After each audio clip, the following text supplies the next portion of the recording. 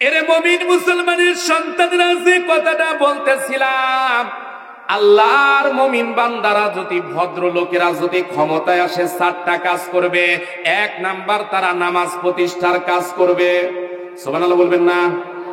আজকে যে আপনারা মাহফিল করতেছেন, এটা মসজিদ কেন্দ্রিক মাহফিল। তার মানে মসজিদের ভিতরে নামাজ হয় না গান হয়?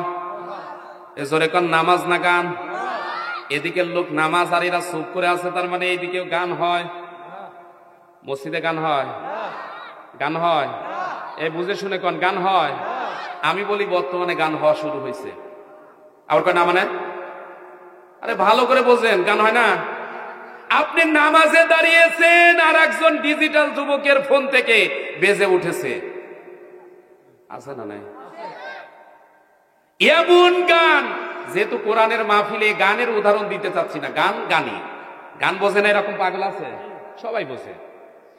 এমন গান যে এক কলি শোনার পর ওর ইমান গেছে না আছে, নামাজ আছে না গেছে, আল্লাহ আর ওই বান্দা ছাড়া কেউ জানে না।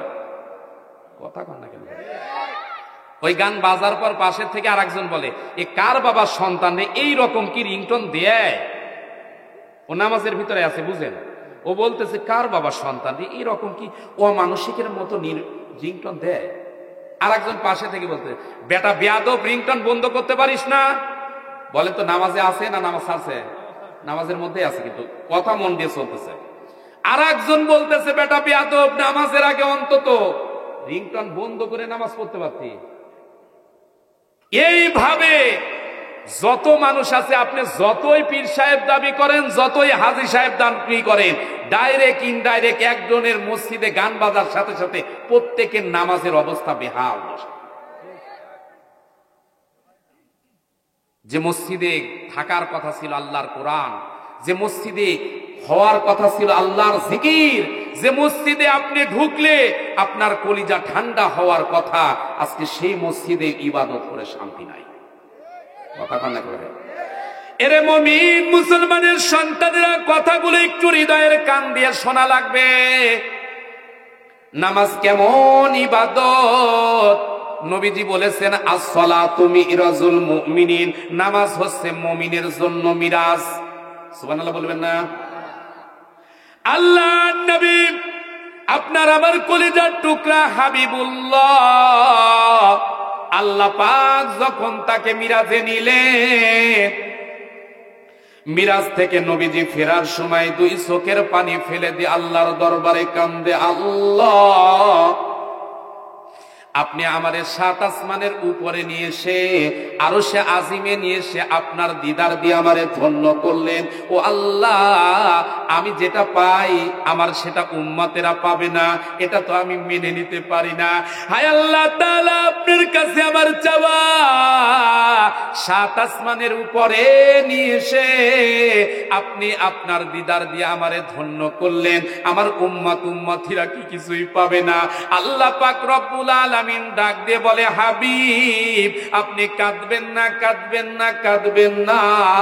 আপনার উম্মতিরা যদি দুনিয়ার বুকে 2 রাকাত যদি নামাজ পড়ার মতো পড়তে পারে, 7 আসমানের উপরে নয়, আরশে আজিমে যাওয়া লাগবে না, বরং 7 আসমানের নিচে জমিনের উপরে যদি 2 রাকাত নামাজ পড়তে পারে, ওই 2 রাকাত নামাজের বিনিময়ে ধুলির জমিনে আমি আল্লাহ ওই বান্দা বান্দির জন্য আমি আল্লাহ দিদার দিয়ে দিব। এখন নামাজে আপনার আমার জন্য দিদার হতে পারে, এইটা বোঝাবার জন্য ছোট্ট একটা কথা বলছি, একটু মন দিয়ে শোনেন। আল্লাহ নবীর প্রিয় সাহাবী হযরত আলী রাদিয়াল্লাহু তাআলা আনহু কোন একটা জিহাদের ময়দান থেকে ফিরে এসেছে। জিহাদের ময়দান থেকে ফিরে আসার পর হযরতে আলীর শরীরের ভিতরে তীরবিদ্ধ হয়েছে। যখন তীরটা খুলতে যায়, হযরতে আলী রাদিয়াল্লাহু তাআলা আনহু ছোট্ট বাচ্চার মতো ফুপায়া ফুপায়া কান্দে। নবী আমার ডাক দিয়ে বলে, সাহাবীরা রে, আমার আলীর শরীরের তীর তোমরা খুলতে পারবা না। যখন আমার আলী রাদিয়াল্লাহু তাআলা আনহু নামাজে দাঁড়িয়ে যায়, ওই সময় তোমরা তীরটা খুলে নিও। হযরতে আলী রাদিয়াল্লাহু তাআলা আনহু যখন নামাজের মুসাল্লায় দাঁড়িয়ে গেলেন, দুইজন সাহাবী হাত ধরেছে, দুইজন সাহাবী পা ধরেছে, আর দুইজন সাহাবী মিলে হযরতে আলীর শরীর থেকে তীরটা যখন ধরে টানতেছে, তীরের সঙ্গে সঙ্গে হযরতে আলীর শরীর থেকে গোশতগুলো খুলে খুলে আসতেছে, রক্ত দ্বারা জমিনটা ভিজে যায়। হযরতে আলী কিছুক্ষণ পর নামাজ শেষ করে ডাক দিয়ে বলে, ভাই, ও ভাই, আমার শরীরে কিছুক্ষণ আগেও তীর ছিল, এই মুহূর্তে আমার শরীরে কোনো তীর নাই, আমার শরীর থেকে তীরটা কই গেল, আর আমার জায়নামাজটাই ভেজা কেন? নবী আমার ডাক দিয়ে বলে, আলী রে, তুমি কি সত্যিকার অর্থে কিছুই বুঝতে পারো নাই? তুমি কি সত্যিকার অর্থে কিছুই দেখতে পারো নাই? হযরতে আলী ডাক দিয়ে বলে, ইয়া রাসূলুল্লাহ, হাবিবাল্লাহ, হুজুর, সবকিছু জানার পরও যেহেতু শুনতে চান, সবকিছু বোঝার পরও যেহেতু আবারও দেখতে চান, ইয়া রাসূলুল্লাহ, হাবিবাল্লাহ, হুজুর, তাহলে শোনেন, আমি যখন আলী নামাজে দাঁড়াই, আমার মনটা, ওই অবস্থার হালতটা কেমন হয় একটু শোনেন। আমি যখন নামাজে দাঁড়াই, আমার দেহটা থাকে জমিনে, আর আমার কলব, আমার হৃদয়, আমার মনটা ওই মুহূর্তে আমার আল্লাহর দিদারে মিশে যায়। নামাজ কাকে বলে একটু চিন্তা করেন। হযরতে আলী যখন নামাজে দাঁড়ায়, দেহটা থাকে জমিনে, আর হৃদয়, কলিজা, মন আমার আল্লাহর সাথে মিশে যায়। আপনার আমার নামাজ যদি একদিনের জন্য এমন নামাজ হয়, আল্লাহর কসম করে বলি, ওই নামাজই আপনাকে জান্নাত পর্যন্ত পৌঁছে। কিন্তু আমাদের নামাজ কি?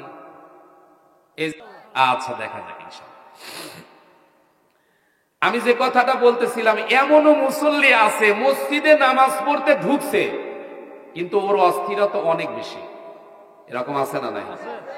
ইমাম সাহেব নামাজের সেজদায় গিয়ে তাসবিহ পড়তেছে, কোন এক কায়দায় আল্লাহর বান্দার তাসবিহ পড়া আগেই শেষ, ও নামাজের ভিতরে মানে ইমামকে মিস কল দিচ্ছে, হুজুর আমার আগেই শেষ হয়েছে, আপনি এখনো বসে কেন? কথা কন না কেন? কথা কন। ও যে নামাজের ভিতরে আগেই মিস কল দিল, বলেন তোর নামাজ আছে না গেছে? নামাজ আছে না গেছে? এরকম মিস কল দেওয়া পার্টি লোক আমরা আছি না নাই? হ্যাঁ। আবার এমন মানে আল্লাহর ওলি, এদেরকে তো খারাপ বলা যায় না, এমন আল্লাহর ওলি আছে, যদি মসজিদে একদিন মোনাজাত বড় হয়, ওর কলিজার ভিতরে আগুন ধরে যায়। হুজুরকে বলে, হুজুর, খেয়ে দেয়ে কি কোনো কাজ নাই? আমাদের কি কোনো ব্যস্ততা নাই? আমাদের কি কোনো কাজ নাই? এত বড় মোনাজাত করা লাগবে কেন? কথা কনা কেন? কিন্তু ওই মানুষটা মসজিদ থেকে বের হয়ে দেখবেন, চায়ের দোকানে বসে, টিভির সামনে বসে আছে, ঘন্টার পর ঘন্টা, ওখানে ওর 1 মিনিটের কোনো অসুবিধা নাই। কিন্তু এর যত অ্যালার্জি মসজিদে ঢুকলে। আর আমাদের দেশে সবচাইতে নিরীহ মানুষ যদি কেউ থেকে থাকে, তারা হচ্ছে মসজিদের ইমাম আর মুয়াজ্জিন। কথা কন না কেন? এদের মতো নিরীহ আর আসমানের নিচে বর্তমানে একটাও নাই। মানে মসজিদে ঢুকে যদি দেখে এক জায়গায় মুরগি একটু পায়খানা করে গেছে, অথবা গাছের একটা পাতা উড়ে এসে মসজিদে পড়ছে, দেখবেন মুয়াজ্জিনের উপরে মনে হয় তাণ্ডব শুরু হয়ে যায়। কথা কন না কেন? আপনি মসজিদের সভাপতি হতে পারেন, আপনি মসজিদের সেক্রেটারি হতে পারেন, কিন্তু ওই ঘরে যখন ঢোকেন, আপনি সভাপতি নয়, সেক্রেটারি নয়, কোনো দায়িত্বশীল নয়, তখন দল মত নির্বিশেষে সবাই আমরা তখন আল্লাহর জোরে কোন কার গোলাম। তাহলে আপনি সভাপতি না ভেবে আপনি একটা যদি ঝাড়ু নিয়ে ওই গাছের পাতাটা ফেলে দেন, নবীজি বলেছেন মসজিদ যারা ঝাড়ু দিবে, আল্লাহ পাক তার সম্মান, মর্যাদা, ইজ্জত দুনিয়া আখিরাতে বহুত গুণ বাড়িয়ে দিবে। যদি এরকম যদি আমাদের দেশের সভাপতি, সেক্রেটারি, অন্যান্য দায়িত্বশীল হতো, মসজিদে ইমাম মুয়াজ্জিনের অবস্থা আরো ভালো হয়ে যেত। হায়রে দুঃখের কথা কার বলবেন, যে সময় 50,000, 70,000 টাকা বেতন পাওয়ার পরও সংসার চলে না, সে দেশে একজন মুয়াজ্জিনের বেতন এখনো 5,000, 3,000 টাকা। আবার পিছনে বলতেছে এও হয় না। একটা মানুষ কামেল পাস, একটা মানুষ দাওরা পাস করে আপনার মসজিদে চাকরি করতেছে, ওই মানুষটাকে 5,000, বেশি হলে 6,000, না হলে 7,000, এই 7,000 টাকা দিয়ে ওই মানুষটা কোন কায়দায় চলে আল্লাহ ছাড়া আর ওই ইমাম সাহেব ছাড়া কেউ জানে না। আপনার 50,000 টাকা দিয়ে চলে না, আর ইমাম সাহেব বলতেছেন ইমাম সাহেবের টাকায় খুব কথা কন না কেন ভাই? আমাদের দেশে ইমামদের দেখার কেউ নাই, কেউ নাই। এজন্য আমি গোটা বাংলাদেশে বিগত কয়েকটা বছর ধরে এই কথাটা বলতেছি, সব আলেমদের, সব বক্তাদের এই আওয়াজটা অন্তত তোলা দরকার। বাংলাদেশের যেহেতু সংসদে আগামীতে যারাই যাক আমাদের আপত্তি নাই, তবে আমার কথা 54 বছরে আমরা দেখেছি এদেশে ইমাম মুয়াজ্জিনের ভাগ্য পরিবর্তন হয়নি। আগামীর জাতীয় সংসদ নির্বাচনে যারাই ক্ষমতায় যেতে চায় ওদেরকে ইশতেহারে দিতে হবে যে আগামীতে আমরা যদি ক্ষমতায় যাই বাংলাদেশে ইমাম মুয়াজ্জিন চাকরি অন্তত পক্ষে সরকারিকরণ করতে হবে। আপনি স্কুলে চাকরি করে বেতন দিতে পারেন, অসুবিধা হয় না। প্রাইমারিতে চাকরি করে বেতন দেন, কোনো অসুবিধা নাই, টাকার কোনোদিন ঘাটতি পড়ে না। আর বাংলাদেশে 3 থেকে 4 লক্ষ মসজিদের ইমাম মুয়াজ্জিনের টাকা দিলে এদেশের সরকার মনে হয় ফকির হয়ে যায়। কথা কন না কেন ভাই, কথা কন না কেন? এজন্য আমরা চাই আগামীতে যারাই সংসদে যাক অন্তত পক্ষে এই কথাটা উঠা দরকার যে আগামী সংসদে যারাই যাবে ইমাম মুয়াজ্জিনদের দিকে তাকাতে হবে, ইমাম মুয়াজ্জিনদের বেতনের দিকে তাকাতে হবে। যারা ইমাম মুয়াজ্জিনদের সম্মানজনক বেতন দিতে চায় এবং বেতন দিবে, আমরা ওই সকল মানুষদের পক্ষে থাকতে রাজি আছি না নাই? কারা কারা রাজি আছো মুসলমান? দুটি হাত তুলে আল্লাহকে দেখাও। তুই তাকবীর, তুই এই তাকবীর দিবেন না, এজন্য বেতন হবে না। তাকবীর দেন, একজন তাকবীর দেন।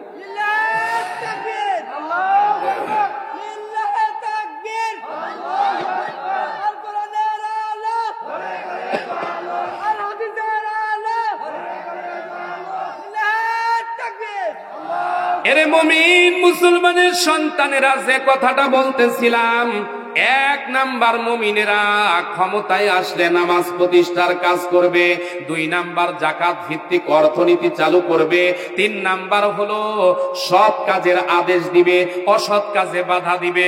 এখন একটু বুঝে শুনে বলুন তো, নামাজ পড়লে আপনার উপর বিপদ আসবে না, আপনি যদি যাকাত দেন আপনাকে কেউ বাধা দিবে না, বরং আপনার এলাকার বাতিলেরাও বলবে অন্তত পক্ষে এলাকায় একটা শিল্পপতি প্রজাপতি আছে।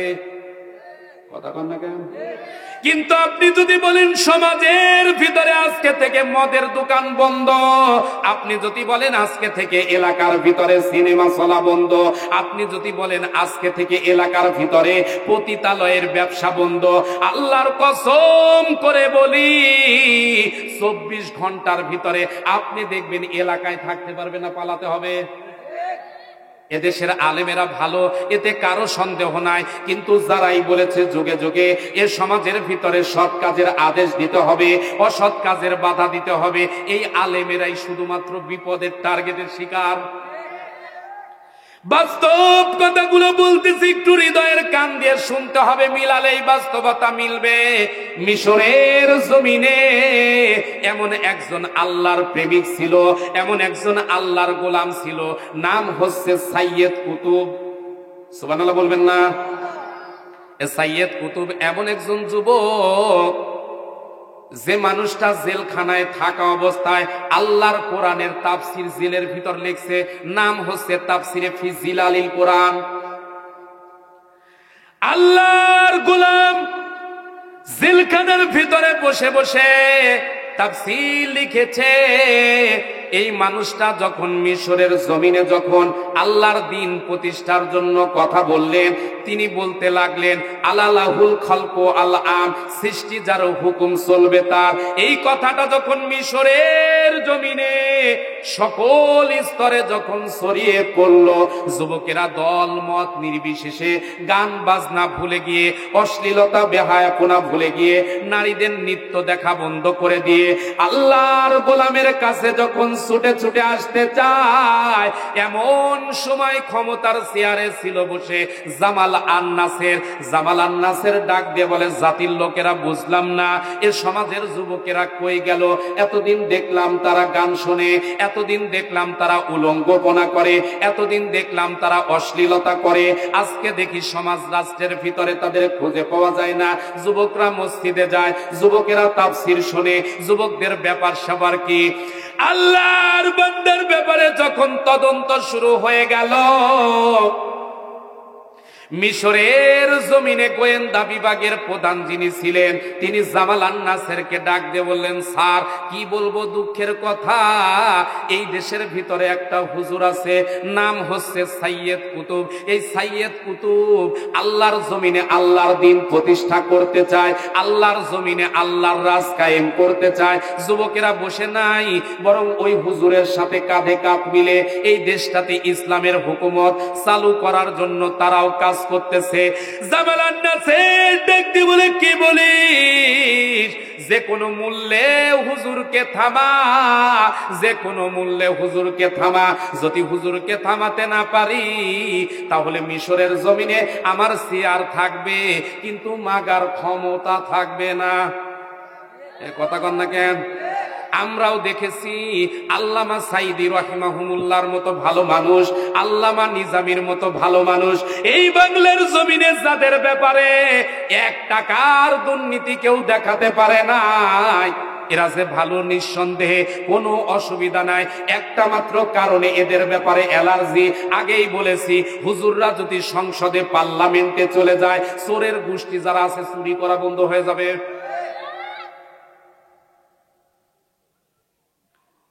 এ বাংলার জমিনে যত আল্লাহর ওলি আছে, হাজারো আল্লাহর ওলি থাকতে পারে, অসুবিধা নেই, আমি অস্বীকার করি না। এ বাংলাদেশে আল্লাহর ওলিরা আছে না নাই? পীর মাশায়েখ আছে না নাই? এদেশ ওলি আল্লাহর দেশ, এদেশ পীর মাশায়েখের দেশ। এ বাংলাদেশে ইসলাম এসেছে আল্লাহর ওলিদের দ্বারা, এটা অবশ্যই সত্য, এতে কোনো সন্দেহ নাই। কিন্তু যে জিনিস যে দেশে বেশি, ওই জিনিসে ডুপ্লিকেট কপি তাড়াতাড়ি বের হয়। কথা কর না কেন? আমি এজন্য বলি, বাংলাদেশে আল্লাহর ওলিদের প্রথম কাতার একটা যদি সিরিয়াল করা যায়, ওই প্রথম কাতারের ভিতরে যারা থাকবে, ওই কাতারের আগে যদি কারো নাম লেখা হয়, বর্তমান সময়ে নাম লিখতে গেলে আল্লাহর ওলি আল্লামা সাইদির নাম আগে আসতে হবে। কত বড় আল্লাহর ওলি ছিলেন আপনি তো চিনতে পারলেন না। আপনার মনে হয় যে মানুষটা সাধারণ মানুষ, 100 বছরেও এ বাংলার জমিনে আর আল্লামা সাইদি আসবে কিনা জাতি তা জানে না। আলিয়া বলেন, কওমিয়া বলেন, সুন্নি বলেন, ওয়াহাবি বলেন, আর যাই বলেন না কেন, দল মত নির্বিশেষে আল্লামা সাইদিকে ভালোবাসে না এমন মানুষ বাংলার জমিনে খুঁজে পাওয়া বড়। আল্লাহর ওলি তিনি কেমন ছিলেন? একটা জানাজা সত্যি শুধুমাত্র ঢাকা বাইতুল মুকাররম মসজিদে যদি করার সুযোগ দেওয়া হতো, আল্লাহর কসম করে বলি, বিগত সময় আর কিয়ামত পর্যন্ত যত সময় আসবে, আল্লামা সাইদির জানাজাতে এত লোক হতো, ইতিহাসে আর এমন জানাজার চিত্র খুঁজে পাওয়া সম্ভব ছিল না। জাতি ভয় পেয়েছিল, লেডি ফেরাউনের বাচ্চা ভয় পেয়েছিল।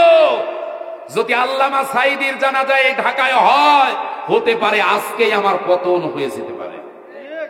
কথা কন না কেন? কিন্তু আল্লাহ বলে, আমি ধরি না, ধরি না, ধরি না, কিন্তু আমি আল্লাহ ধরলে আর ছাড়ি না। আল্লামা সাইদি যেদিন মৃত্যু হয়েছিল, ওর 1 বছর যেতে না যেতেই আল্লাহ পাক বলেন, তোরে আমি এমন করে ধরলাম, সে ছিল জাতি পদত্যাগ, আমি পদত্যাগ করালাম না, আমি তোরে দেশ ত্যাগ করায়া স্বামীর বাড়ি দিল্লি পর্যন্ত পৌঁছিয়ে দিয়েছি। ওই আল্লাহ আছে না নাই? এ জোরে কোন আছে না নাই? আন্নাল কুওয়াতা লিল্লাহি জামিআও ওয়া আন্নাল্লাহা শাদীদুল আযাব। ওই আল্লাহ আছে না নাই? এরে মুমিন মুসলমানের সন্তানেরা, যে কথাটা শোনাচ্ছিলাম, সৎ কাজের আদেশ অসৎ কাজে যদি বাধা দেন, আপনার জন্য দেখবেন বিপদ আপদ মুসিবত নাজিল হয়ে যাবে। আল্লাহর ওলি সাইয়্যিদ কুতুব যখন মিশরের জমিনে যখন কালিমার কথা বলে, দিন যত যায় হুজুরের উপর নির্যাতন জুলুমের মাত্রাটা বাড়তে থাকে। এক পর্যায়ে হুজুরকে মিশরের জমিনের গোয়েন্দা বিভাগ যখন ধরে নিয়ে জেলখানায় ভরে দিল, জেলখানায় ভরে দেওয়ার পর হুজুরকে ডাক দিয়ে বলে, হুজুর, আপনি যদি বাহিরে যেতে চান তাহলে অন্তত পক্ষে কথা দিতে হবে আর কোনদিন আপনি ইসলামী বিপ্লবের কথা বলবেন না। আল্লাহর ওলি সাইয়্যিদ কুতুব বললেন, কি বলো, আল্লাহর জমিনে আল্লাহর দ্বীনের কথা বলতে পারবো না, এমন জীবন চাই না, বরং যতক্ষণ পর্যন্ত হায়াত আছে আমার, মৃত্যু পর্যন্ত আমি আমার আল্লাহর দ্বীনের কথা বলতে চাই। সাইয়্যিদ কুতুবকে বললে, সাইয়্যিদ কুতুব যদি এইভাবে চলতে থাকে তাহলে আর কোনোদিনও জেলখানা থেকে বের হতে পারবা না, জেলের ভিতরেই হয়তো মারা যাওয়া লাগবে। আল্লাহর ওলি সাইয়্যিদ কুতুব বললেন, জেলার সাপ, মৃত্যুর ফয়সালা দুনিয়ায় হয় না, মৃত্যুর ফয়সালা হয় আসমানে। আপনি আমারে মৃত্যুর ভয় দেখালে লাভ নাই, আমি মারা যাইতে প্রস্তুত আছি, কিন্তু বাতিলের কাছে আমি কোনো সময় আক্রমণ, বাতিলের সাথে কোনো সময় আমি আতাত করব না। আল্লাহর বান্দাকে ডাক দিয়ে বলে, মিশরের সরকার ডাক দিয়ে বলল, এখনো সময় আছে, আতাত করে নেন, টাকা লাগে টাকা দিব, পয়সা লাগে পয়সা দিব, ক্ষমতা লাগে ক্ষমতা দিব, সুন্দরী নারী লাগে সুন্দরী নারী দিব, গাড়ি লাগে গাড়ি দিব, ওরে সব দিব, কিন্তু মিশরের জমিনে আল্লাহর দ্বীনের কথা বলবেন না। আমরাও দেখেছি ইসলামী আন্দোলনের যারা নেতা কর্মী ছিল, এদেরও হাজারো অফার দেওয়া হয়েছে, হুজুর আপনারা এই দল থেকে বের হয়ে আসেন, হুজুর আপনারা আমাদের দলে আসেন, অথবা নিজেরাই একটা স্বতন্ত্র দল করেন, আমরা আপনাদের ছেড়ে দিব। কিন্তু আল্লাহর ওলিরা বলেছে, ওরে জীবন থাক আর যাক, কশিন কালেও বাংলার জমিন ছাড়ব না, যতক্ষণ কোরআনের রাজ কায়েম না হোক এ বাংলাদেশে চুপ থাকবো না। যার কারণেই আমরা দেখেছি প্রথম সারির ইসলামপন্থীদেরকে ফাঁসির রশি দিয়ে এই জালেম সরকার মৃত্যুর কাতারে ভর্তি দিয়েছে।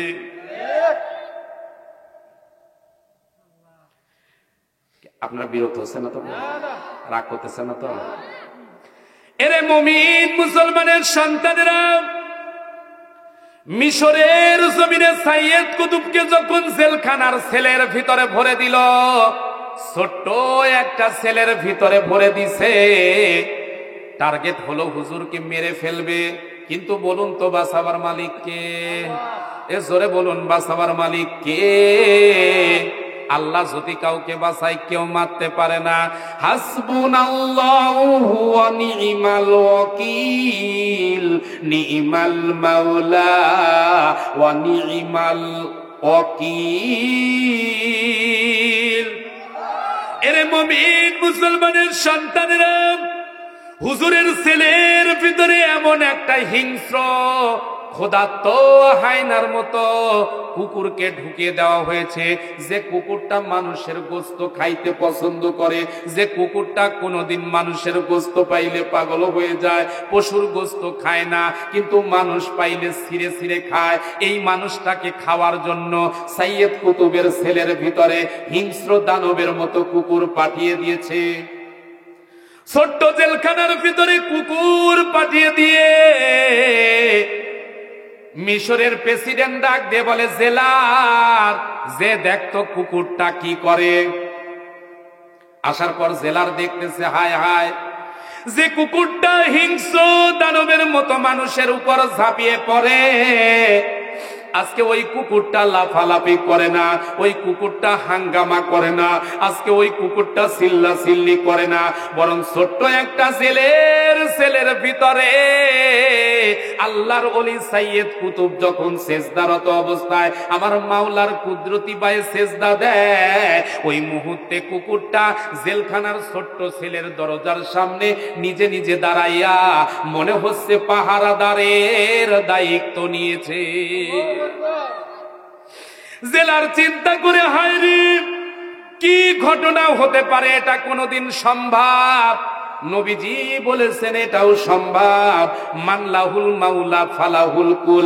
এই পৃথিবীর জমিনে আপনি যদি মাওলার গোলাম হন, গোটা দুনিয়ার যত সৃষ্টি মাখলুকাত আছে সমস্ত মাখলুকাতকে আমার আল্লাহ আপনার গোলাম বানায়া দিবে। আপনার শুধু আল্লাহর গোলাম হওয়া দরকার। গোলাম হব কার? একটু আওয়াজ দিয়ে বলতে হবে কার? আপনি যদি আল্লাহর গোলাম হন, গোটা দুনিয়ার সব আল্লাহ আপনার গোলাম বানাবে। আর আপনি যদি আল্লাহর গোলাম না হয়ে মানুষের গোলাম হন, আল্লাহর গোলাম না হওয়ার কারণে আপনি জালেমের রোশানলে পড়বেন, কেউ বাঁচাতে পারবেন না। সাইয়্যিদ কুতুব জেলখানার ভিতরে আছে। জেলার যে বলতেছেন নেতা, অবস্থা দেখি বেগতিক। সাইয়্যিদ কুতুবের তো সম্মান মর্যাদা এমন অবস্থা, আমরা যদিও না চিনি, একটা সাধারণ কুকুর তো চেনে, সে আল্লাহর ওলি। সুবহানাল্লাহ বলবেন না? সম্মান দেওয়ার মালিক কে? এ জোরে বলুন, ইজ্জত দেওয়ার মালিক কে? আমরাও দেখেছি মিজানুর রহমান আল আজহারীকে বিগত সময় দেশ থেকে পালিয়ে যেতে বাধ্য করেছিল, অথবা দেশ থেকে এই জালেমেরা তাড়িয়ে দিয়ে বাধ্য করেছিল। আজকে এমন ভাবে দেশে ফিরেছে, একটা দেশের প্রেসিডেন্টও এত সম্মান মর্যাদা পায় না। আজকে বাংলাদেশ যেন, গোটা বাংলাদেশের মানুষ যেন মিজানুর রহমান আল আজহারী বলে পাগল। আমি বলি সকল পাখি খাঁচা থেকে মুক্ত হয়েছে, সকল পাখিগুলো তার নিজ নিজ আসনে ফিরে এসেছে। আজকে যদি আল্লামা সাঈদী বেঁচে থাকতো, একটা বারের জন্য যদি মুক্ত মঞ্চে এসে আল্লাহর কোরআন থেকে যদি 10টা মিনিট কথা বলতো, আল্লাহর কসম করে বলি এদেশে ইসলাম কায়েমের জন্য আমাদের চিল্লানো লাগতো না। আল্লাহর ওলি যদি ডাক দিত, যদি কোরআনের রাজ কায়েমের জন্য, বাংলাদেশে বর্তমানে 24 ঘন্টার ভিতরে কোরআনের রাজ কায়েম হয়ে যেত। আল্লাহর ওলির আজকে খুব দরকার। এরে মুমিন মুসলমানের সন্তানেরা, ভদ্রলোক 4টা কাজ করে, এই কথাটা বলতেছিলাম। আল্লাহর ওলি সাইয়্যিদ কুতুব জেলখানায় আছে, মনে আছে তো ভাই? ভদ্রলোকের 4টা কাজ আর ভদ্রলোকের বৈশিষ্ট্য সম্পর্কে আমার আল্লাহ বলেন, আলা ইন্না আউলিয়া আল্লাহি লা খাউফুন আলাইহিম ওয়ালা হুম ইয়াহজানুন। আল্লাহ রাব্বুল আলামিন বলেন, সাবধান, এই পৃথিবীর জমিনে যারা আমার আল্লাহর ওলি হবে, আমার যারা বন্ধু হবে, এদের কোনো ভয় নাই, এদের কোনো চিন্তা নাই। দুনিয়াতে যেমন কোনো পেরেশানি থাকবে না, হাসরের ময়দানে যারা আমার বন্ধু হবে এদেরও কোনো পেরেশানি থাকবে না। যারা আমার বন্ধুর সাথে মিশবে, আমার বন্ধুর সাথে যারা ওঠা বসা করবে, ওরাও আমার বন্ধুর বন্ধু হয়ে বিনা হিসেবে জান্নাতে চলে যাবে। তাহলে আল্লাহর ওলিদের সাথে মিশলে, ইসলামপন্থীদের সাথে থাকলে, কোরআনওয়ালাদের সাথে থাকলে, আল্লাহওয়ালাদের সাথে থাকলে লাভ না লস? এজোরে কোন লাভ না লস? তাহলে যারা নামাজ পড়ে, যারা ইসলাম মানে, যারা কোরআন মানে, ওই মানুষগুলোর সাথে থাকা দরকার আছে না নাই? ও মুসলমানের সন্তানেরা, একটা জিনিস মনে রাখতে দরকার, একটা জিনিস সব সময় স্পষ্ট কান খুলে শুনে রাখা দরকার, একটা জিনিস ভালো করে বুঝে রাখা দরকার। মুসলমানদের ইমানের বাঘ দেখেছো, কিন্তু বাঘের হুঙ্কার দেখো নাই। মুসলমানদের ইমানের সাগর দেখেছো, কিন্তু সাগরের গভীরতা দেখো নাই। মুসলমানদের ইমানের পাহাড় দেখেছো, কিন্তু পাহাড়ের ওজন দেখো নাই। আল্লাহর কসম করে বলি, বাতিলকে ধরলে একটা একটা জীবন্ত দাপন করা হবে, একটা কেউ বাংলার জমিনে ছেড়ে দেওয়া হবে না। কারা কারা রাজি আছো মুসলমান হাত তুলে আল্লাহকে দেখাও।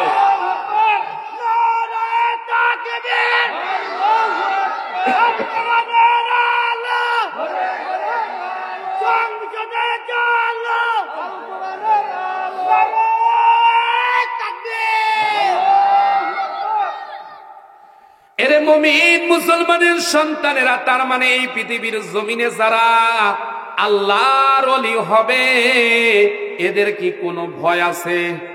এজোরে কোন আছে? কারণ এদের সাথে আছেন কে? বোঝাবার জন্য ছোট্ট একটা কথা বলছি, একটু মন দিয়ে শোনেন। আপনি আমি যদি আল্লাহর পক্ষ হয়ে যেতে পারি, আপনি আমি যদি নবীর পক্ষের আশেক হতে পারি, দুনিয়াতেও কোনো চিন্তা থাকবে না, পেরেশানি থাকবে। এজোরে কোন থাকবে? আল্লাহ নবী মক্কা মদিনায় যখন কোরআনে কারিমার দাওয়াত দেয়, নবী আমার ঘরে যখন ফিরে, আম্মাজান খাদিজাতুল কুবরা রাদিয়াল্লাহু তাআলা আনহা দেখে একদিন নবীজির মাথা ফাটা, একদিন বাড়িতে ফেরে নবীজির কান কাটা, একদিন নবী আমার বাড়িতে ফেরে সমস্ত শরীরটা রক্তে ভেজা। আম্মাজান খাদিজাতুল কুবরা রাদিয়াল্লাহু তাআলা আনহা ডাক দিয়ে বলে, ইয়া রাসূলুল্লাহ, হাবিবাল্লাহ, হুজুর, এত কষ্ট কাফের বেঈমানেরা দেয়, এরপরও আপনি কেন কালিমার দাওয়াত দেন? একটুখানি কি বসতে পারেন না? নবী আমার ডাক দিয়ে বললেন, খাদিজা রে, এই কালিমার দাওয়াত দেওয়া এটা আমার কোনো ব্যক্তিগত মিশন নয়। এই কালিমার দাওয়াত দেওয়ার দায়িত্ব দিয়েছেন কে? এ জোরে বলুন, দিয়েছেন দায়িত্ব কে? ইয়া আইয়ুহার রাসূল বাল্লিগ মা উনসিলা ইলাইকা মির রাব্বিক ওয়া ইল্লাম তাফআল ফামা বাল্লাগতা রিসালাতাহু ওয়াল্লাহু ইয়াসিমুকা মিনান নাস।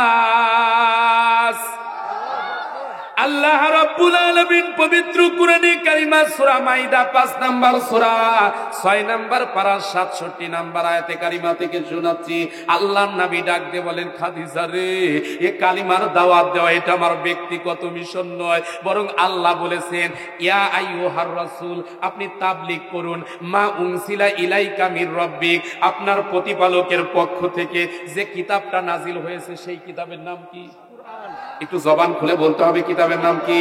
তার মানে নবীজি বলেছেন, আল্লাহ বলেছেন, নবী গো, এই পৃথিবীর জমিনে যদি তাবলীগ করা লাগে, কোরআন দিয়ে তাবলীগ করা লাগবে।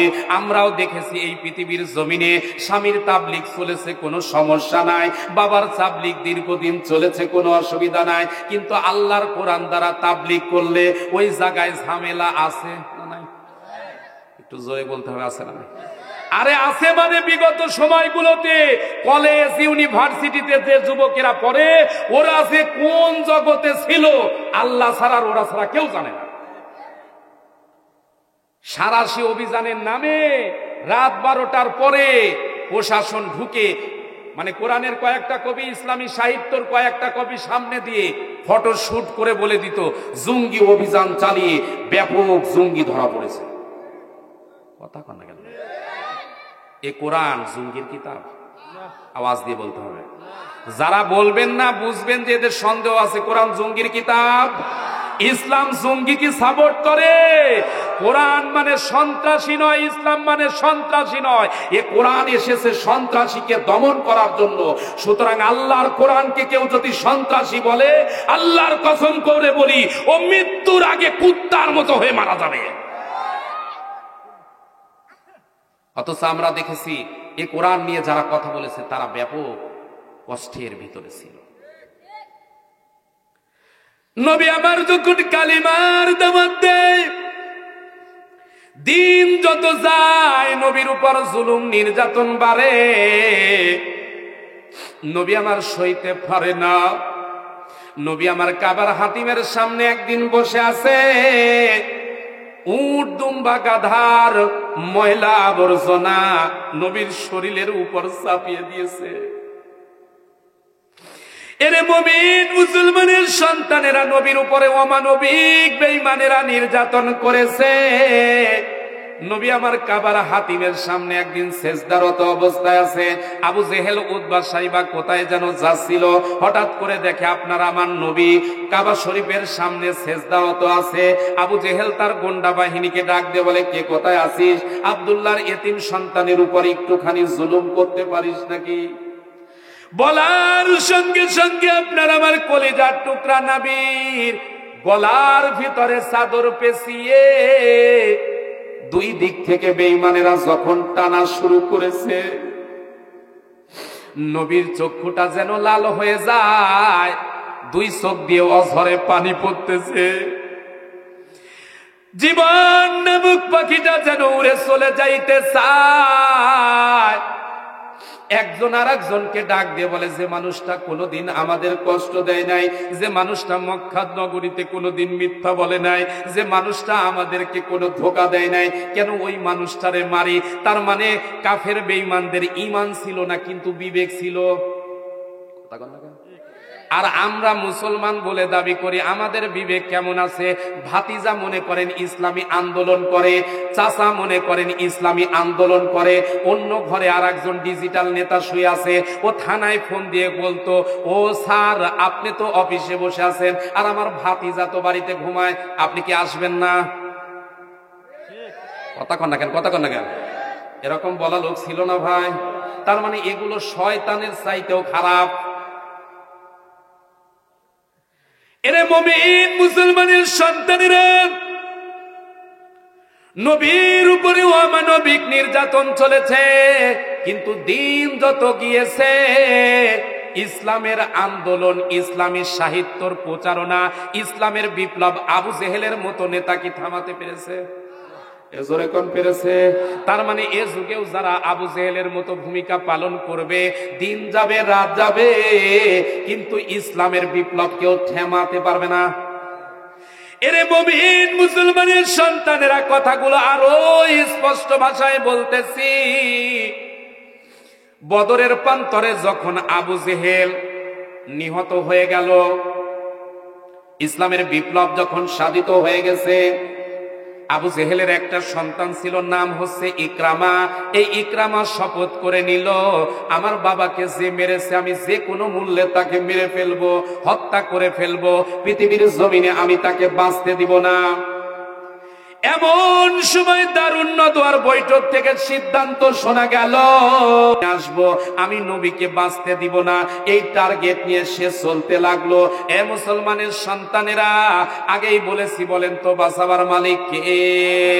ওয়ামাকারু ওয়ামাকারাল্লাহ ওয়াল্লাহু খায়রুল মাকিরিন। আল্লাহ রাব্বুল আলামিন পবিত্র কোরআনে কারিমা সূরা ইমরান 3 নাম্বার সূরা 3 নাম্বার পারার 54 নাম্বার আয়াতে কারিমা আল্লাহ বলে, তারা করেছিল ষড়যন্ত্র আর আমি আল্লাহ করি কৌশল। বলেন তো উত্তম কৌশল কার? এজোরে বলুন কার? এরে মুমিন মুসলমানের সন্তানেরা, ইকরামা এই টার্গেট নিয়ে মরুভূমির ভিতরে যখন আপনার আমার কলিজার টুকরা নবীরে খুঁজতেছে, মেরে ফেলে দিবে। ইকরামা খুঁজে হঠাৎ করে যখন আপনার আমার কলিজার টুকরা নবীকে মরুভূমির ভিতরে পেয়ে গেল, ইকরামা পিছন দিকে যাওয়ার পর আপনার আমার কলিজার টুকরা নবীর কাল্লার উপরে তরবারিটা ধরে ডাক দিয়ে বলে, আব্দুল্লাহর এতিম সন্তান মোহাম্মদ গো, একটু তাকায়া দেখো, তোমার কাল্লার উপরে আমি তরবারি ধরেছি, এখনই যদি আমি তরবারিটা টান দেই তোমার কাল্লা পড়ে যাবে, তোমারে কে বাঁচাবে, কে বাঁচাবে? নবী আমার হীনমন্যতায় ভুগলেন না, কষ্টের ভিতরে চলে গেলেন না, নবী কোনো টেনশন করলেন না, শুধু ডাক দিয়ে বললেন, ইকরামা রে, বাঁচাবার মালিক আমার আল্লাহ। এজোরে বলুন, বাঁচাবার মালিক কে? ইকরামাকে ডাক দিয়ে বলে, ইকরামা রে, পৃথিবীর জমিনে সব মানুষ যদি একদিকে আর আমার আল্লাহ যদি আমার দিকে থাকে, টেনশনের কোনো কারণ নাই, পেরেশানির কোনো কারণ নাই। কারণ আল্লাহ বলেছেন, ওয়ালা তাহিনু ওয়ালা তাহজানু ওয়া আনতুমুল আ'লাউনা ইন কুনতুম মুমিনিন। আল্লাহ রাব্বুল আলামিন পবিত্র কোরআনে কারিমা সূরা ইমরান 3 নাম্বার সূরা 4 নাম্বার পারার 139 নাম্বার আয়াতে কারিমা থেকে শোনাচ্ছি। আল্লাহ পাক বলেন, হতাশ হয়ো না, ভেঙে পড়ো না, চিন্তিত হয়ে না, তোমরাই হবে বিজয়ী। এ মুসলমানের সন্তানেরা, আজকের মাহফিলে এসেছেন, বসেছেন যারা, আমরা যদি বিজয়ী হতে চাই, আল্লাহর দ্বীনের যদি সাহায্য পেতে চাই, তাহলে বুঝে থাকলে বলুন তো, মুমিন হওয়া আপনার আমার জন্য দরকার আছে না নাই? আল্লাহ নবীর যখন কাল্লা কাটার যখন হুমকি দিচ্ছে, ইকরামাকে ডাক দিয়ে বলে, ইকরামারে হুমকি দিবি না, হুমকি দিবি না, বাঁচাবার মালিক আমার আল্লাহ, আমি আল্লাহ ছাড়া কাউকে ভয় পাই না। ইকরামাকে সামনে নিয়ে নবী আমার আল্লাহর উপর ভরসা নিয়ে তাকবীর দিলেন, লিল্লাহে তাকবীর। একটু দেন তো তাকবীর, লিল্লাহে তাকবীর, লিল্লাহে তাকবীর। আল কোরআনের আলো, আল হাদিসের আলো। আচ্ছা একটু থামেন। আল কোরআনের আলো ঘরে ঘরে জ্বালিয়ে এই 54 বছরে দেখেছি, এখন বাংলাদেশের ঘরে ঘরে আর কোরআন জ্বলে না, বরং স্টার জলসায় স্টার প্লাস আর জি বাংলা জ্বলে। কথা কন না কেন?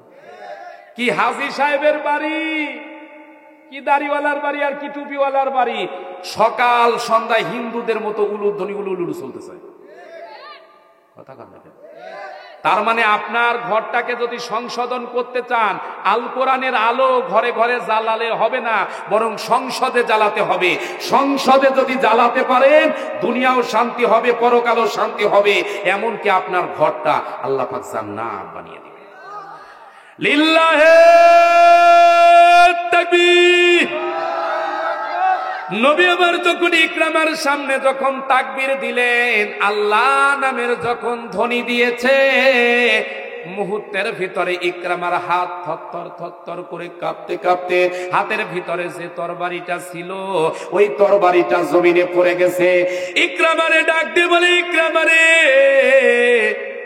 এতক্ষণ বাহাদুরি করেছিলি, বারবার বলতেছিলে আমার কাল্লা কেটে ফেলে দিবি, এই যে মাটিতে তরবারিটা পড়ে গেছে, আমি নবী তুলে নিলাম, এখন যদি তোর কাল্লাটা কেটে ফেলি, কে বাঁচাবে, কে বাঁচাবে? ইকরামা দুই চোখের পানি ফেলে দিয়ে কান্দে, ডাক দিয়ে বলে, আব্দুল্লাহর এতিম সন্তান মুহাম্মদ গো, মক্কা নগরীতে একসাথে ঘুরেছি, মক্কা নগরীতে একসাথে বেরিয়েছি, কতদিন একসাথে রাস্তা রাতের অন্ধকারে চলেছি, আপনার তো আমি বন্ধুর মতো লাগি, আপনি যদি আমারে মেরে ফেলেন আপনার কি মায়া লাগবে না? নবী আমার ডাক দিয়ে বললেন, ইকরামা রে, এই পৃথিবীর জমিনে আমি মারতে আসি নাই, বরং ইসলাম প্রতিষ্ঠিত করার জন্য আল্লাহ পাক আমারে পাঠিয়েছেন। ইন্নাদ-দীনা ইনদাল্লাহিল ইসলাম। নবী আমার ডাক দিয়ে বললেন, ইকরামা রে, এই পৃথিবীর জমিনে আমার দ্বারা আল্লাহ ইসলাম প্রতিষ্ঠিত করার জন্য পাঠিয়েছেন। যা যা ইকরাম, আমি তোরে প্রতিশোধ নিতে চাই না, ছেড়ে দিলাম, তুই চলে যা। সুবহানাল্লাহ বলবেন না? ইকরামা চলে যাচ্ছে, হঠাৎ করে তার বিবেকটা নাড়া দিচ্ছে, কোন মানুষটাকে ছেড়ে চলে যাচ্ছি? আজকে যদি আমার কাল্লাটা কেটে ফেলে দিত, পৃথিবীর জমিনে কেউ জানতো না। কেন আমি ছেড়ে যাচ্ছি? এই মানুষটার চাইতে ভালো মানুষ আসমানের নিচে আর হতে পারে না। আমি আর খালি হাতে যাব না। এই মুহূর্তে আপনার হাতে কালিমা পড়ে মুসলমান আমি হয়ে গেলাম। নবী আমার ডাক দিয়ে বললেন, ইকরামা রে, এতদিন কালিমা পড়ো নাই, অত্যাচার হয়নি, জুলুম হয়নি, নির্যাতন হয়নি, কিন্তু আজকে যখন কালিমা পড়েছো, জুলুম আসবে, নির্যাতন আসবে, টর্চার আসবে, এমনকি জেলখানায় গিয়ে জীবনের শেষ বিন্দু পর্যন্ত দেওয়া লাগতে পারে। ইকরামা বললে, জীবন থাক আর যাক, আমি আপনার প্রতি কালিমা এনেছি, কালিমা পড়েছি, মৃত্যু যদি হয় দরকার হলে শাহাদতের নজরানা দিব, তবু আপনার দরবার ছেড়ে আমি এক মুহূর্তের জন্য যাব না। আর একটু জোরে বলেন তো সুবহানাল্লাহ। ওই নবীর জন্য আপনাদের আমার কলিজায় নবীর মোহাব্বত থাকা দরকার আছে না? এ জোরে কোন আছে না নাই? এরে মুমিন মুসলমানের সন্তানেরা, ইকরামা যখন দারুন নদওয়ার সামনে দিয়ে বাড়ির দিকে যাচ্ছে, আবু সুফিয়ান তাকায়া দেখে যে ইকরামা আব্দুল্লাহর এতিম সন্তান, আপনার আমার কলিজার টুকরা নবীর মাথাটা নিয়ে আসার কথা। ওই মানুষটার হাত খালি, ডাক দিয়ে বলে, ব্যাপারটা কি, ব্যাপারটা কি? কথা দিয়ে গিয়েছিলে আব্দুল্লাহর এতিম সন্তান মুহাম্মাদের মাথা কেটে আনবা, কিন্তু মাথা কই, মাথা কই? ইকরামা ডাক দিয়ে বলে, আবু সুফিয়ান রে, মাথার চিন্তা আর করো না, মাথার চিন্তা আর করো না। যে মানুষটার মাথা কাটতে গিয়েছিলাম ওই মানুষটার কাছে আমার নিজের মাথা কিয়ামত পর্যন্ত উৎসর্গ করে দিয়েছি। ইকরামার ব্যাপারে জরুরি আইন জারি হয়ে গেল, ট্রাইব্যুনাল গঠন করা হয়ে গেল। কে কোথায় আসিস? ইকরামার হাত বাদ, ইকরামার পা বাদ, ইকরামা ধর্মদ্রোহী হয়ে গেছে। মানে এতদিন কালিমাওয়ালা হয়নি, কোনো অসুবিধা নাই। এখন যেই কালিমা পড়েছে মুসলমান হয়েছে, অমনি বিপদ আসা শুরু হয়েছে। কথা বলেন কেন? তার মানে আপনি গান শোনেন, কেউ আপনাকে বাধা দিবে না। আপনি মদ খান, কেউ বাধা দিবে না। আপনি নারী নিয়ে উলঙ্গপনা করেন, কেউ বাধা দিবে না। কিন্তু ইসলাম প্রতিষ্ঠার জন্য যেদিন থেকে এলাকায় কাজ শুরু করবেন, ওই দিন থেকেই কিছু মানুষের অ্যালার্জি শুরু হবে।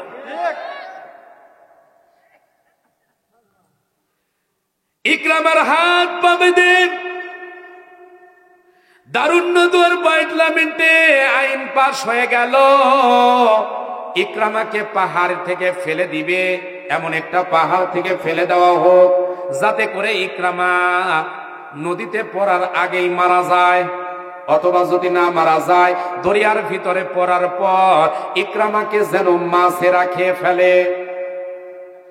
এই টার্গেট ইকরামাকে যখন বিশাল পাহাড়ের উপর থেকে ছেড়ে দেওয়া হচ্ছে, ইকরামা দুই চোখের পানি ফেলে দিয়ে কান্দে, আল্লাহ আমি মনে হয় আর বাঁচবো না। যতদিন কালিমাওয়ালা ছিলাম না ততদিন আমার উপর কোনো জুলুম ছিল না, আমার উপর কোনো নির্যাতন ছিল না। হায় আল্লাহ তাআলা, আজকে কালিমাওয়ালা হওয়ার কারণে জুলুম নির্যাতনের স্টিম রোলার চলতেছে। হায় আল্লাহ তাআলা, মৃত্যু হোক কোনো আপত্তি নাই, তবে আমার মৃত্যুটা যেন শাহাদতের মৃত্যু হয়। হায় আল্লাহ তাআলা, আমার মৃত্যুর খবরটা যেন আখিরি জামানার নবী নবী মুহাম্মদুর রাসূলুল্লাহ সাল্লাল্লাহু আলাইহি ওয়াসাল্লাম যেন পায়। বারবার যখন কাঁদতেছে, আমার আল্লাহর কুদরতি দরিয়ার ভিতরে জোশ মারে। আল্লাহ পাক ডাক দিয়ে বলে, ফেরেশতা রে, যা যা জলদি করে যা। ইকরামাকে যখন ফেলে দিবে দরিয়ার ভিতরে, দরিয়ার উপরে ফেলানোর আগেই তুই নিজের কুদরতি হাতে ধরে ইকরামাকে সশরীরে তার বাড়িতে নিরাপদে পৌঁছিয়ে দিবি। ইকরামা যখন বাড়িতে পৌঁছে গেলেন, দারুন নদওয়ায় খবর চলে গেল। ব্যাপার কি? যে জায়গায় নিয়ে গিয়েছিলে ইকরামার তো বাঁচার কথা নয়, কিন্তু বাড়িতে ফিরে আসলো কেমন করে? কি মুনাজাত দিয়ে দিব? এতো আপনারা উঠতেছেন কিছু মানুষ, হ্যাঁ? আচ্ছা আচ্ছা, কি আর আধা ঘন্টা চালানো যাবে না? মুনাজাত দিব? একটু জিকির করি, লা ইলাহা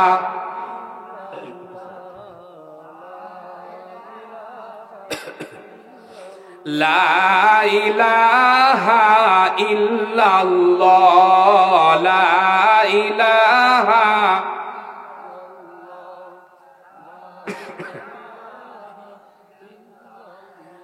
লা ইলাহা ইল্লাল্লাহ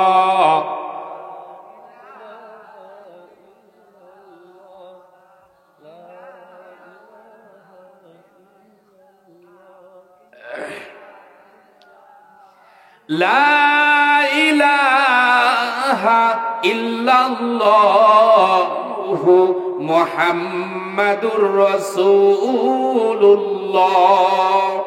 সাল্লাল্লাহু আলাইহি ওয়াসাল্লাম।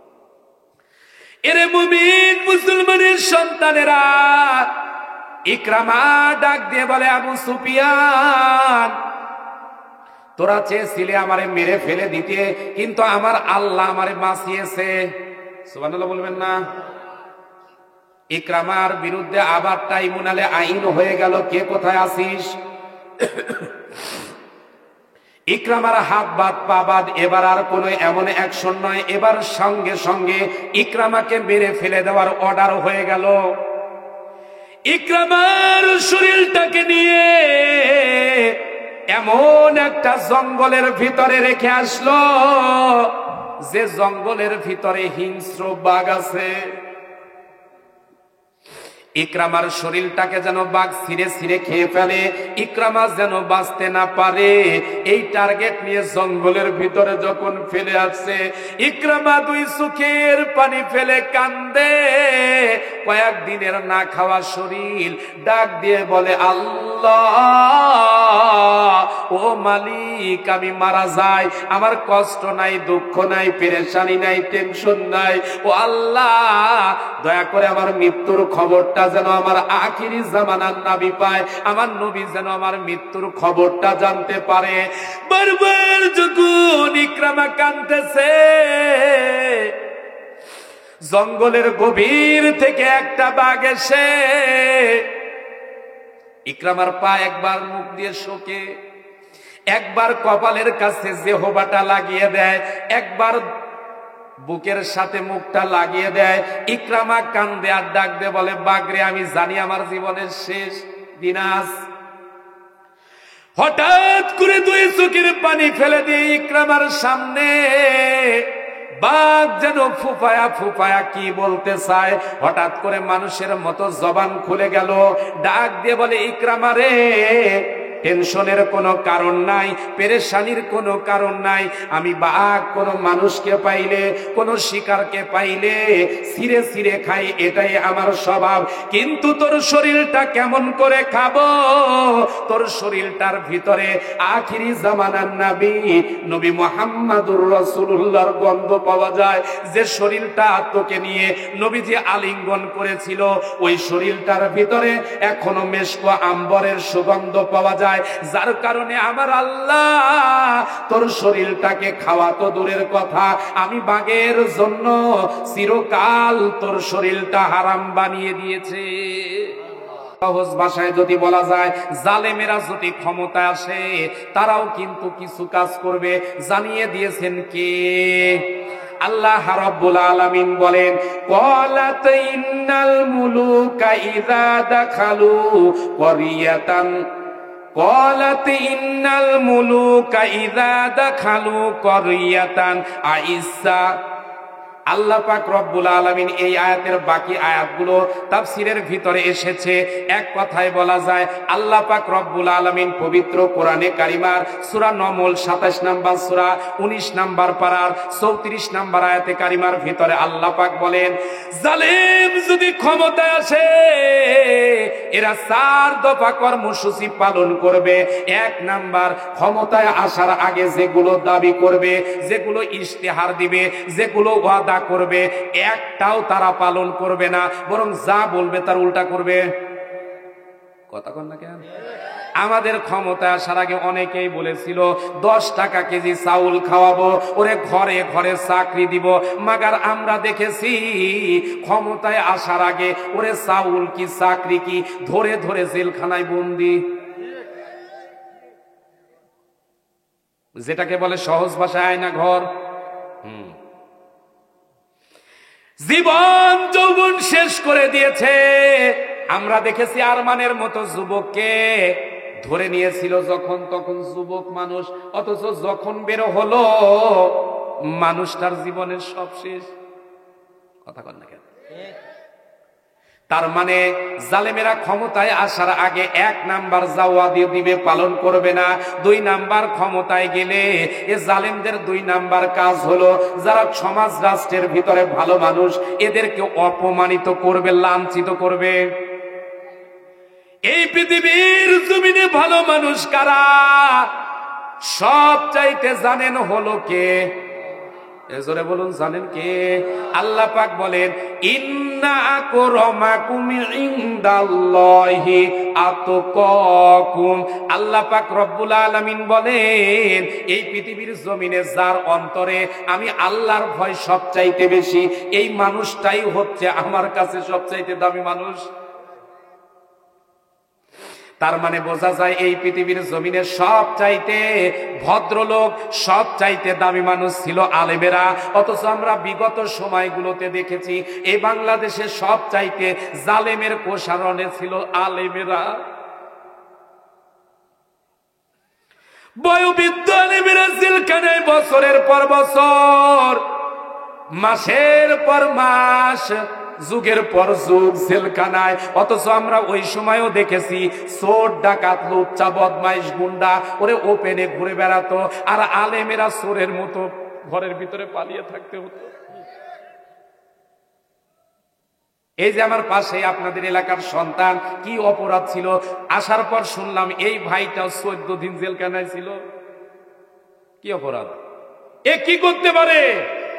আমার মতো মানুষ শুধুমাত্র নামের সাথে কামরুল হাসান জিহাদি, এ জিহাদি দেখে অনেকের অ্যালার্জিতে চুলকাতো। হাইরে অবস্থা! এজন্য আমি বলি, চেয়ারে বসে বেশি বাড়াবাড়ি ভালো না।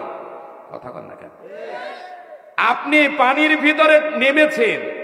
আমাদের দেশে দেখবেন যুবকেরা, ছোট্ট বাচ্চারা ভেলা বানায়। ভেলা চেনেন আপনারা? জি, কি বলে? আচ্ছা আচ্ছা আচ্ছা। অর্থাৎ কলা গাছ দিয়ে ভেলা বানায়। এ ভেলাতে উঠে আপনি যদি হাঁটতে চান, গোসল করতে চান অথবা চলতে চান, বেশি লাফালাফি করলে বলেন তো পানিতে ভেলা থাকবে না ডুবে যাবে? মানে ও না ডুবলে আপনি ডুববেন। তার মানে ভেলাতে উঠে বেশি লাফালাফি করা, এ জোরে কোন ভালো?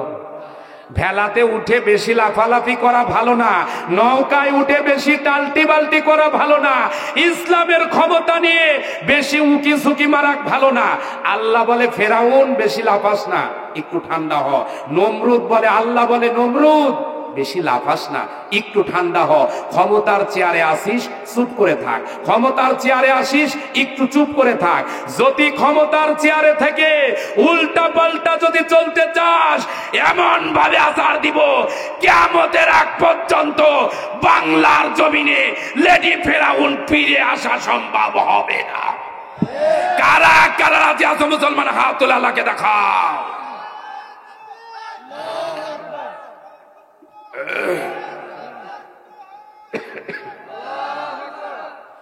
এরে মুমিন মুসলমানের সন্তানেরা রে, 1 নাম্বার জালেমেরা ক্ষমতায় আসার আগে যেগুলো ওয়াদা করবে একটাও পালন করবে না।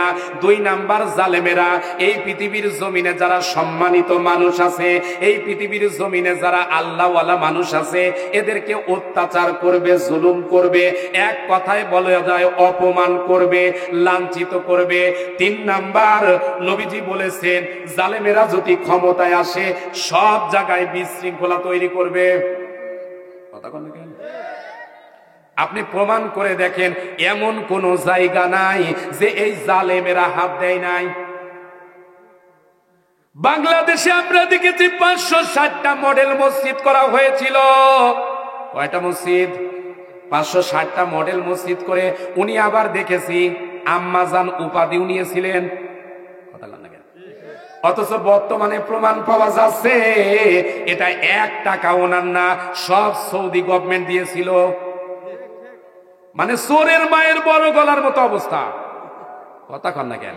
মানে অন্যর কাছ থেকে ধার নিয়ে এসে, অন্যর কাছ থেকে চেয়ে নিয়ে এসে ওরে শয়তান নিজের নামে চালিয়ে দিয়েছে। দুর্নীতি কতটা নিচে প্রবেশ করেছে আপনি কল্পনাও করতে পারবেন না। আমরা এক সময় দেখেছি বিভিন্ন প্রতিষ্ঠানের বিভিন্ন রাজনৈতিক জায়গার সভাপতি, এক পর্যায়ে এসে বর্তমানে এমন শুরু হয়েছিল মসজিদ কমিটির সভাপতি হওয়ার পর 2 মাসের মাথায় 2 লাখ 5 লাখ টাকা সুদ। কথা কন না, আরো ভেঙে বলা লাগবে? এরকম সভাপতি সেক্রেটারি আমাদের এলাকায় ছিল কি ছিল না? মানে আপনার এলাকায় না থাকলেও আমাদের এলাকায় এরকম খুব বেশি। এরে মুমিন মুসলমানের সন্তানেরা, এমন কোন জায়গা ছিল না যে জায়গায় দুর্নীতি নাই, সব জায়গায় দুর্নীতি দিয়ে ছেড়ে ফেলেছিল। 4 নাম্বার, আল্লাহ পাক রব্বুল আলামিন বলেন জালেমেরা যদি ক্ষমতায় আসে, 4 নাম্বার কাজ হলো যেই জায়গায় আমি আল্লাহর ক্ষমতা, যে জায়গায় আমার নাম থাকবে, এই জালেমেরা ক্ষমতায় আসলে ওই জায়গা থেকে ওই নামটা তুলে দিবে। আমরা দেখেছিলাম সংসদে এক সময় বিসমিল্লাহির রহমানির রহিম মাথার উপরে লেখা ছিল, এই জালেমেরা আসার পরে এটা তুলে দিয়েছিল। অবশ্যই ধন্যবাদ জানাই বর্তমান উপদেষ্টা মণ্ডলীকে, বাংলাদেশ গভর্নমেন্ট বর্তমানে যারা আছে, এখন আমরা দেখতে পাচ্ছি মাথার উপরে বিসমিল্লাহির রহমানির রহিম। সুবহানাল্লাহ বলবেন না? সুবহানাল্লাহ বলবেন না? তার মানে আলেমেরা যেখানেই আছে বরকত দিবেন কে? এ জোরে বলেন, বরকত দিবেন কে? এরে মুমিন মুসলমানের সন্তানেরা, তার মানে জালেম অনেক অন্যায় করেছে, জুলুম নির্যাতনের পাহাড় গড়ে ফেলেছিল, কিন্তু এ চিন্তা করত বিপদ মনে হয় আসবে না, বিপদ আসবে না। বিপদ আসবে, কিন্তু জালেমদেরকে আল্লাহ ঢিল দেন, ঢিল দেন। বোঝাবার জন্য সহজ ভাষায় একটা কথা বলতেছি, একটু মন দিয়ে শোনেন। আল্লাহর পয়গম্বর মুসা নবী একদিন ডাক দিয়ে বলে, আল্লাহ, মিশরের জমিনে ফেরাউন আমার উপরে এত জুলুম করে, নির্যাতন করে, এত টর্চারিং করে, তারপরও আপনি কেন ফেরাউনের উপর জুলুম দেন না? ফেরাউনের উপর একটুখানি গজব দেন না? একটুখানি বিপদ হয় না? আল্লাহ পাক রব্বুল আলামিন ডাক দিয়ে বলে, মুসা রে, আমি আল্লাহ রব্বুল আলামিন ফেরাউনকে অনেকগুলো কারণে বিপদ আপদ দেই না, তার ভিতরে 4টা কারণে বিপদ দেই না। 4টা কারণ হলো মেন। 1 নাম্বার কারণ হলো, ও মুসা তুমি তাকায়া দেখো, তোমার মুখের ভিতরে যেমন দাড়ি আছে, ফেরাউনের মুখের ভিতরেও লম্বা দাড়ি। সুবহানাল্লাহ বলবেন না? এ মুসা, তুমি হয়তোবা সুন্নাত মেনে দাড়ি রেখেছো, কিন্তু ফেরাউন সুন্নাত মেনে দাড়ি রাখে নাই। কিন্তু তোমার মুখের দাড়ি আর ফেরাউনের মুখের দাড়ি অনেকটা দেখতে কাছাকাছি মনে হয়। আমি আল্লাহ রব্বুল আলামিন ওই দাড়ির সম্মানের কারণে ফেরাউনকে 400 বছর বেঁচে থাকার পরও একদিনও সর্দি জ্বর দিলাম না, একদিনের জন্য মাথা ব্যথা দিলাম না, একদিনের জন্য গজব দিলাম না। এ মুসলমানের সন্তানেরা, আপনি আমিও যদি মুখের ভিতরে দাড়ি রাখি, সম্মান দিবেন কে? মুসা নবী ডাক দিয়ে বলে, আল্লাহ, আর কোন কারণে বিপদ দাও না, একটু শুনতে চাই। আল্লাহ পাক রব্বুল আলামিন ডাক দিয়ে বলে, মুসা রে, নিজের শরীরের দিকে তাকায়া দেখো,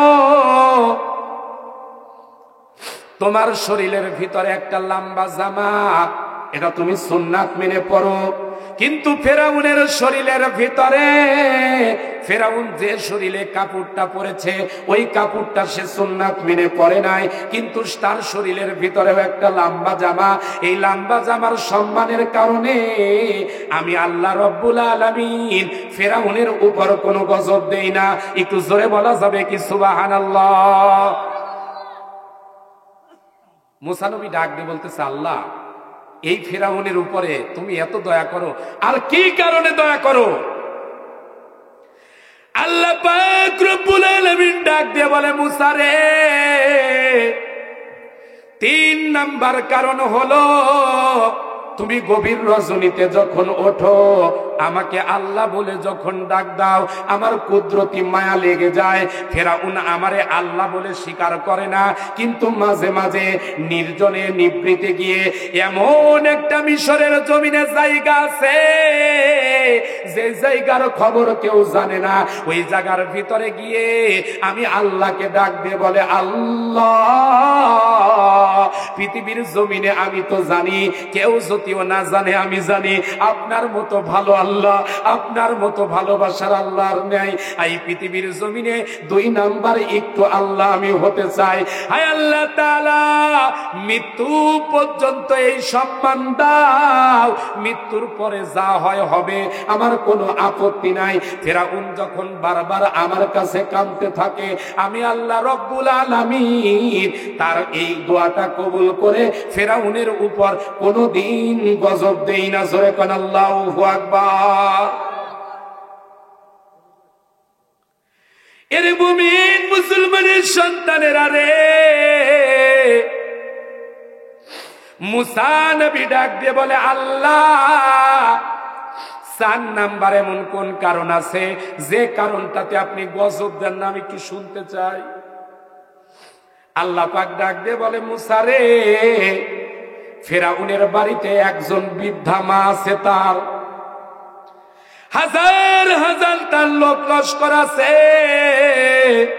হাজার হাজার দাসী আছে, কিন্তু ফেরাউন তার মাকে কোনো দাসী দিয়ে খাবার খাওয়ায় না। ফেরাউন নিজের হাতে রান্না করে, ওই খাবারটা রান্না করে নিজে ফেরাউন হয়ে, নিজে বাদশা হয়ে মায়ের কাছে গিয়ে মায়ের মুখে ছোট্ট ছোট্ট লুকমা করে খানাগুলো যখন তুলে দেয়, মা দুঃখিনী খানাগুলো খেতে থাকে, মা দুঃখিনী খানাগুলো খেতে থাকে। খাইতে খাইতে যখন খানাগুলো শেষ হয়ে যায়, এক পর্যায়ে মা দুঃখিনী আসমানের দিকে 2টি হাত বাড়ায়া আমি আল্লাহর দরবারে কেঁদে কেঁদে ডাক দিয়ে বলে, ও আরশের মালিক, আমি জানি আমার সন্তানের চাইতে খারাপ সন্তান নাই, আমার সন্তানের চাইতে এই পৃথিবীর জমিনে কেউ জালেম নাই। ও আল্লাহ, ও আরশের মালিক, আপনার কাছে আমি একটা জিনিস চাই, আমার সন্তানের উপর কোনোদিন গজব দিবেন না, বরং আমার সন্তানকে আপনি মাফ করে দেন, আমার সন্তানকে দুনিয়াতে সম্মান দাও। আল্লাহ পাক রব্বুল আলামিন ডাক দিয়ে বলে, মুসা রে, মা দুঃখিনী যখন আমার কাছে এইভাবে কাঁদতে থাকে, এই কাদার কারণে আমি আল্লাহ রব্বুল আলামিন ফেরাউনে এত জুলুম করে, এত নির্যাতন করে, এত পাপ করার পরও ফেরাউনকে কোনোদিন আমি অশোক দেই নাই, ফেরাউনকে আমি কোনোদিন গজব দেই নাই। আমি আল্লাহ রব্বুল আলামিন 400 বছর ফেরাউনের হায়াত দান করে দিয়েছি। আজকের মাহফিলে যারা এসেছেন বসেছেন, আমরা কি ফেরাউনের চাইতে খারাপ? একটু আওয়াজ দিয়ে বলতে হবে। আমরা যতই নামাজ না পড়ি অথবা যতই গুনাহ করেছি, আমরা কি ফেরাউনের মতো এত খারাপ? একটু আওয়াজ দিয়ে বলতে হবে। যারা বলতেছেন না তারা কি খারাপ? যদি তাই না হয়, ফেরাউন এই 4টা কাজ করার কারণে যদি ফেরাউনের উপর গজব না আসে, মায়ের কাছে দোয়া নেওয়ার কারণে ফেরাউন যদি গজব থেকে বেঁচে যায়, আপনি আমি যত বিপদেই পড়ে যায়, আপনি আমি যত মুসিবতেই পড়ে যায়, মায়ের কাছ থেকে বাবার কাছ থেকে যদি দোয়া নিয়ে রাস্তায় বের হতে পারি, আল্লাহ পাকের নবীজি বলেন, হুয়া জান্নাতুকা হুমা জান্নাতুকা ওয়া নারুকা, মা বাবা তোমার জন্য জান্নাত অথবা জাহান্নাম। মায়ের কাছ থেকে দোয়া নিয়ে বের হলে আল্লাহ পাক আপনার আমার জন্য বিজয় দান করে দিবেন। সেই মায়ের খিদমত আজকে আমাদের দেশে আছে, জোরে কোন আছে? আজকে মা বাবার সম্মান আমরা দিতে পারছি না। আজকে আমাদের কাছে মা বাবার দাম নাই। যতদিন সন্তান বিবাহ না করে ততদিন একটু হলেও দাম আছে, কিন্তু বিবাহের পর মাথায় কোন ভূত যে ওঠে, আর মা আর বাবার একটু ভালো লাগে না। যুবক, তোমাকে বলি, আজকে যে মার কথা শুনতেছ না, যে বাবার কথা ভালো লাগতেছে না, সময় একদিন তোমারও আসবে, তোমার সন্তানও আর একটা মেয়েকে নিয়ে সংসার পাতবে, আর একটা মেয়েকে নিয়ে সংসার। একটু তাকবীর দেন তো, লিল্লাহে তাকবীর, লিল্লাহে তাকবীর। সম্মানিত উপস্থিতি, যেহেতু রাত গভীর হয়ে যাচ্ছে আর লম্বা আলোচনা করতে চাচ্ছি না। আজকের মাহফিলের জন্য এমন কোন আল্লাহর বান্দা আছেন যে হুজুর আমি 10,000 টাকা দিব, 20,000 টাকা দিব অথবা 50,000 দিব? যারা আছেন এরকম একটু আল্লাহর বান্দাদেরকে দেখে কালেকশনের পর্বটা শেষ করে মোনাজাতের দিকে যেতে চাচ্ছি। আল্লাহ পাক কবুল করুন, সকলে বলি আমিন।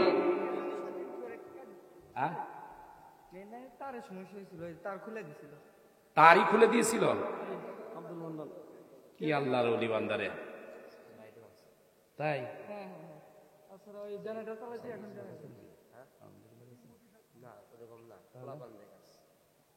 আল্লাহ আল্লাহ আল্লাহ। এমন সুন্দর মাহফিল, এটা কি ভালো কাজ না খারাপ কাজ? এজরে ভালো না খারাপ? কিন্তু কাজ দেখে মনে হচ্ছে আমরা খারাপই করলাম, তাই না ভাই? কয়েকটা লাইট ভেঙে দিছে এবং বিদ্যুতের লাইন কেটে দিছে, এটা যারা করছে এটা কি ভালো? এজরে ভালো? আল্লাহ আছেন ভাই, আল্লাহ আছেন। কোরআনের মাহফিলে যদি শত্রুতা করেন, বিরোধিতা করেন, কপাল কিন্তু পুড়ে যাবে।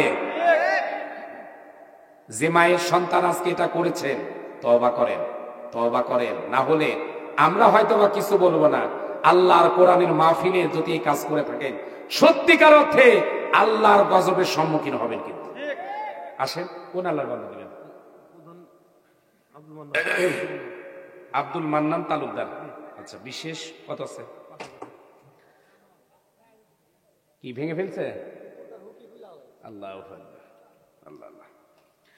জনাব আলহাজ মোহাম্মদ আব্দুল মান্নান তালুকদার 5,000 টাকা। জোরে কোন মারহাবা, লিল্লাহে তাকবীর। ক্যামেরা ক্লোজ করে ফেলো।